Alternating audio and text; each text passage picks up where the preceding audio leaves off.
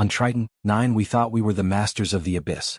We built the anchor fortresses, we mined the vents and we killed the kings of the trenches. We were proud. We were arrogant. We forgot that in a world of endless water, there is always a bigger fish. And then the World Eater woke up. The Leviathan-God is not a creature you can fight with strategy or fleet maneuvers. It is a biological event. It is 5 miles of muscle, bone and ancient spite, a relic from an era when the moon was still molten. When it moves, the tides of Triton 9 shift. When it breathes, the tectonic plates of the sea floor crack. It doesn't see our fortresses as enemies, it sees them as parasites to be scraped off. It was rising from the deepest hadal void, and its trajectory was set directly through the prime anchor. If it hit, the colony wouldn't just be destroyed, it would be erased from existence. The Federation didn't send a fleet. A fleet would just be more scrap metal for the beast to swallow. They sent a single pilot. A single machine. A single chance. We created the Apex Plunge. This is not a mission. It is an execution. I am High Commander Elias Iron Lung Thorne. I am currently sitting inside the Aegis-Star, a 60-foot bunker-buster-class titan-mech. It is the most expensive piece of industrial violence ever built by human hands. It isn't designed for a long life. It is designed for one thing, to reach the center of the god and turn it into a sun. I filled my lungs with the highest grade perfluorocarbon, my suit is bolted into the cockpit, and I've got 10 gigatons of fusion ordnance strapped to my back. The descent began at the edge of the world. The Aegis-Star was ejected from the orbital carrier like a railgun slug. I didn't swim down, I fell. The friction of the water against the mech's ceramic shielding created a roar that vibrated through my very teeth. My HUD was a blur of red warnings as the pressure climbed. 10,000 meters. 20,000. 40,000. The pressure wasn't a number anymore, it was a physical weight trying to turn me into a diamond. Thrusters to 100%. Break the sound barrier. I roared, the liquid in my lungs making my voice sound like a gargling lion. Command to Thorne, you are on target. The god is opening its maw.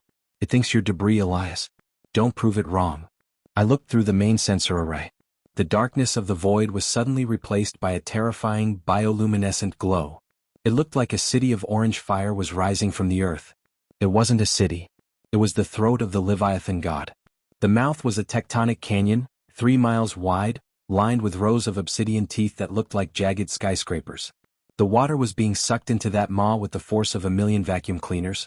Aegis-Star engaging the Heartbreaker. I extended the primary weapon, a 30-foot thermal drill tipped with localized sun plasma. The drill began to spin, its whine piercing through the pressure of the abyss. I dived. The transition from the open ocean to the creature's mouth was a violent explosion of sensory overload. 1 second I was in the cold dark. The next I was in a tunnel of glowing, pulsing flesh and acidic mists. The teeth passed me like mountain ranges. I fired my lateral thrusters, dodging a swinging antibody, a parasite the size of a dropship that lived inside the god's gums. I didn't waste time with the small fry. I slammed the Aegis-Star's thrusters into overdrive, the blue plasma wake burning the sensitive tissues of the creature's throat. The god let out a low-frequency groan that shattered my external cameras. I was flying by haptic sensor now, feeling the walls of the throat closing in. Thorne. You're past the primary esophagus. You have 60 seconds before the stomach acids dissolve the hull. I'm not stopping for a drink. I yelled. I hit the plunge sequence. The Aegis-Star folded its limbs, turning into a streamlined spear of metal and fire. I punched through the first gastric seal, the thermal drill carving a hole through a 3-meter-thick membrane of muscular tissue. Black, caustic ichor flooded the cockpit view, hissing against the white-hot drill. I was inside the inner sanctum. The great atrium. Imagine a cathedral made of pulsing, glowing meat. The scale was impossible. Veins the size of subway tunnels crisscrossed the space, carrying glowing orange blood to the organs. In the center, suspended by a forest of thick, vibrating tendons, was the heart. It was a mountain of muscle, a mile wide, beating with a rhythm that shook the water like a continuous earthquake. Each thump sent a shockwave that threw the Aegis-Star across the chamber. I have visual on the target. It's beautiful.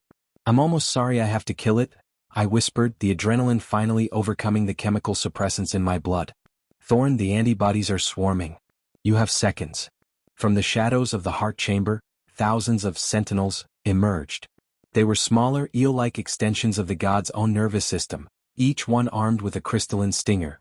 They swarmed the Aegis-Star, their bodies slamming into my armor, their stingers scratching at the cockpit glass. Get me. I triggered the sunburst.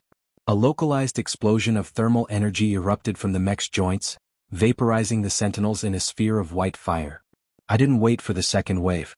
I fired my primary harpoons, the titanium cables anchoring the Aegis-Star directly to the surface of the heart. I engaged the heartbreaker. The drill bit into the muscle of the god. It was like drilling into a mountain of rubber. The resistance was immense. The Aegis-Star groaned, the hydraulic servos smoking as I pushed the drill deeper. The heartbreaker carved through the first layer, then the second. The god realized what was happening. The entire chamber began to contract. The walls were closing in, the tendons trying to crush the mech. I saw the hull integrity drop, 40%, 30%, 15%. My suit was leaking.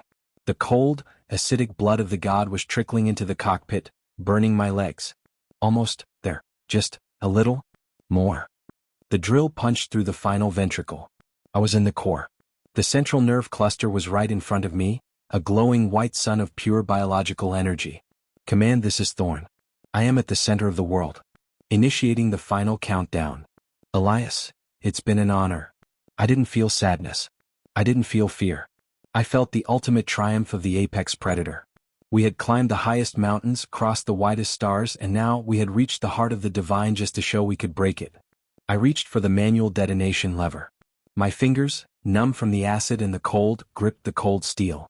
You're a big fish, I whispered, a bloody grin spreading across my face. But I'm a human being. And we don't like gods we can't control. I pulled the lever. The Aegis-Star's fusion core didn't just explode. It underwent a total mass energy conversion. For 1 microsecond, a new star was born in the deepest trench of Triton 9. The heart of the god didn't just stop, it was vaporized. The explosion traveled through the 5 miles of the creature's body in a chain reaction of light and heat. The Leviathan-God didn't shriek. It simply turned into a pillar of white light that reached from the bottom of the ocean to the icy crust of the surface. The shockwave cleared the Gorgon trench of every predator, every shadow, and every lie. The prime anchor held. Back at the colony, they saw the ocean floor light up like the dawn. They felt the world shake, and then they felt the silence. The threat was gone. The god was dead. And in its place, a massive cloud of stardust and cooling ash began to drift toward the seafloor, a 5-mile monument to the one species that refuses to stay in its place. Humanity has proven the ultimate truth of the abyssal conquest. It doesn't matter how big you are. It doesn't matter if you were here before the stars were born. It doesn't matter if you call yourself a god. If you stand in the path of the human race, we will find your heart. We will dive into the dark. And we will turn you into light. The god is ash. The trench is empty. Triton 9 is ours. The mission is complete. The plunge is over. And for the first time in history, the abyss is truly, perfectly quiet.